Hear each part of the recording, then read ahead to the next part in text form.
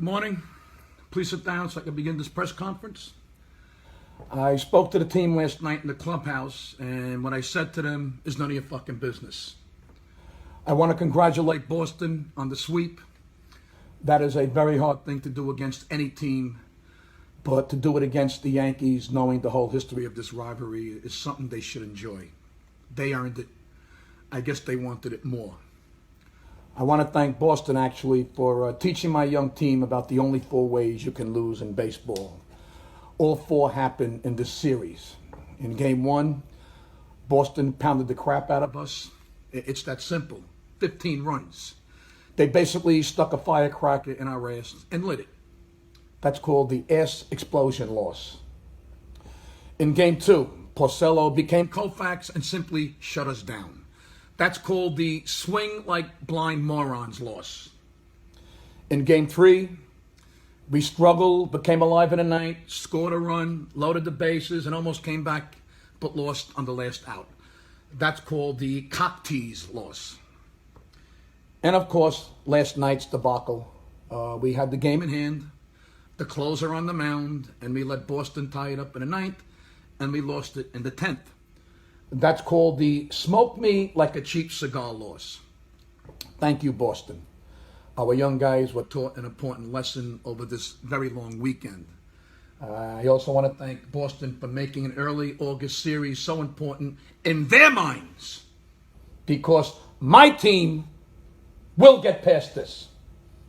And the series that will matter Will be the series we all play in the postseason. I mean, sweeping in August is nice. Moving on to the next series in the postseason is what we all play for. all that being said, I also Spoke to Baboon and Rothschild last night, and it wasn't pretty. here's the deal. Before Chapstick ever took the mound In the ninth, with a 4-1 lead,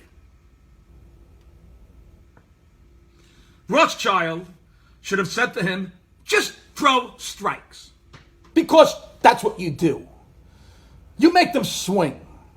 When Chapstick walked the first Batter Rothschild should have screamed from the dugout, you better throw strikes, you fucking nitwit! and the whole infield should have come over, patted him on the back, and said, throw strikes.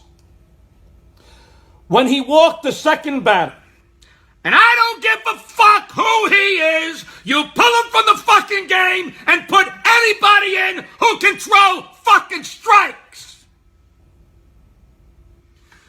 You see, when you are told to throw strikes and you throw balls, that means you can't throw strikes. so why even allow the Pitcher to stay on the mound if he can't throw strikes.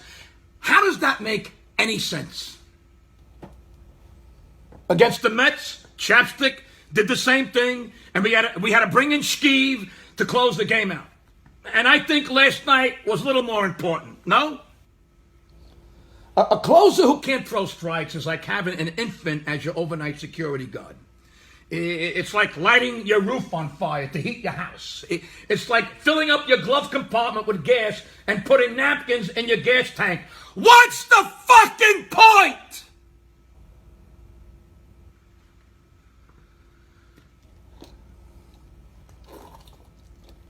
That's all I got. That's all I got for now. You people better print Articles that are fair. that makes sense. You don't want to piss me off. Gabish?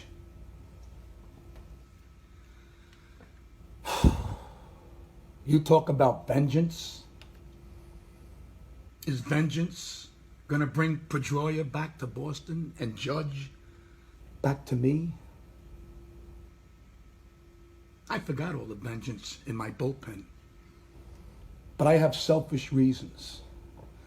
Aaron will be coming back soon. I'm a superstitious man.